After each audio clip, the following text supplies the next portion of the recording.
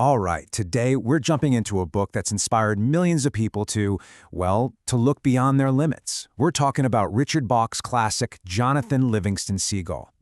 So right from the get-go, the book opens with this dedication. And you know, this line right here, it's basically the key to the whole thing. It tells you straight up, this isn't just a story about a bird. Nope, it's an allegory. A story about that part of us, that potential inside every single one of us that wants something more.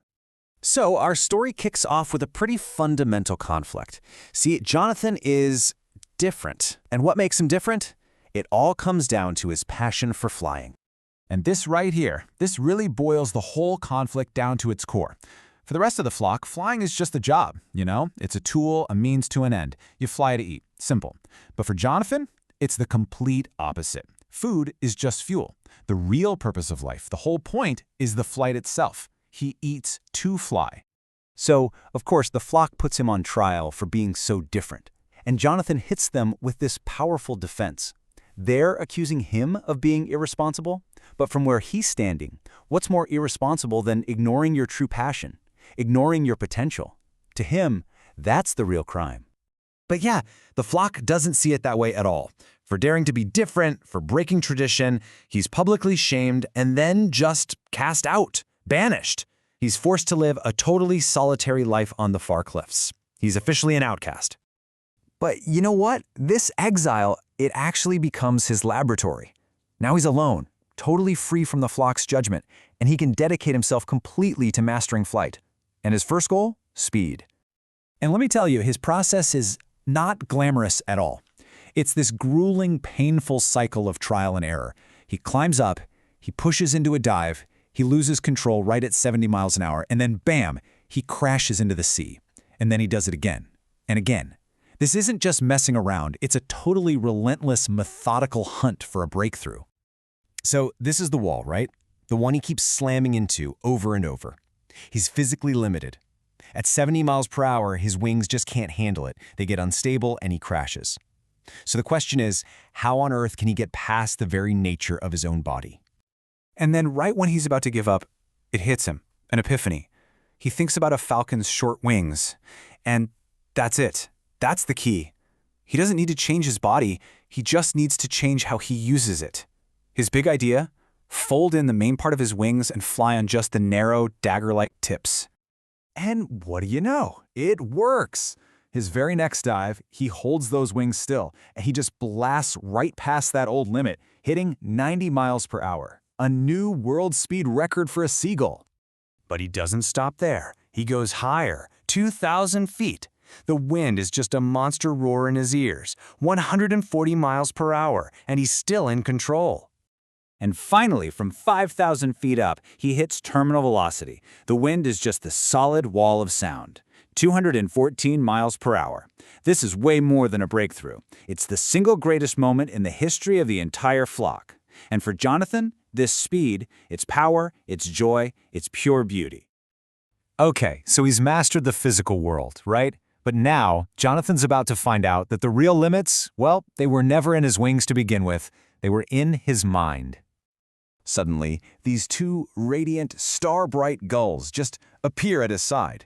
And they can fly just like him, with a skill that matches his own. They tell him his first school is over. It's time to go home. And home, it turns out, is a place where every single gull shares his passion for perfection. And this is where we get a really crucial piece of wisdom from the elder gull, a guy named Chiang. He explains that this heaven, it's not a place and it's not a time. Heaven is being perfect. It's not some destination you go to when you die. It's a state of being, a level of perfection you can actually reach right here, right now. So Chiang's lessons are, well, they're pretty profound. He says that any number, whether it's 214 miles an hour or 1,000,000, is still a limit. And perfection? Perfection has no limits. This gets to the real heart of it. Our physical bodies are nothing more than our thoughts, made visible. So if you want to be truly free, you have to break the chains in your mind first. Your body will follow. So after Jonathan masters all these new lessons, including, get this, how to fly at the speed of thought, he feels this pull to go back. His journey isn't really over, not until he can share what he's learned. And this is the real reason he goes back. It's not about ego. It's not about showing up the flock. It's an act of love. He wants to find another outcast, another seagull just like he used to be, and just give them a chance to see the truth for themselves. You have to understand, his return is a direct challenge to a law that's like 10,000 years old. The flock lives by this rigid rule. An outcast is an outcast forever, period. But Jonathan? He's living by a higher law now, the law of freedom. And sure enough, he almost immediately finds a student, a young, fierce gull named Fletcher Lynn Seagull, who has just been banished for the exact same reason, for his love of flight. And with Fletcher, Jonathan starts to build a new kind of community, one that's not based on old rules, but on the shared joy of learning and discovering who you really are. All right, so in this final part of the story, Jonathan faces what might be his biggest challenge yet, and it has nothing to do with flying. It's about teaching. So when Jonathan and his students fly back to the main flock in this perfect formation, the reaction is pretty extreme. The other gulls, they just can't process what they're seeing. They don't understand the ideas behind the flight, so they just label the guy who's doing it. He's either a devil that they have to destroy, or he's a god that they have to worship. Anything but what he really is. Just a seagull who figured out his own potential.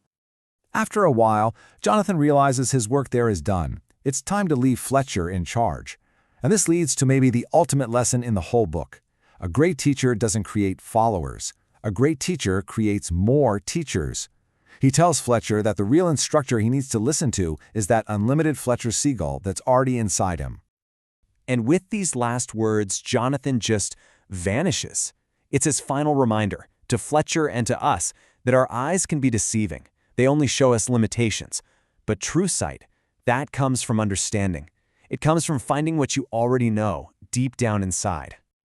And so, the story ends by turning that question right back around to us.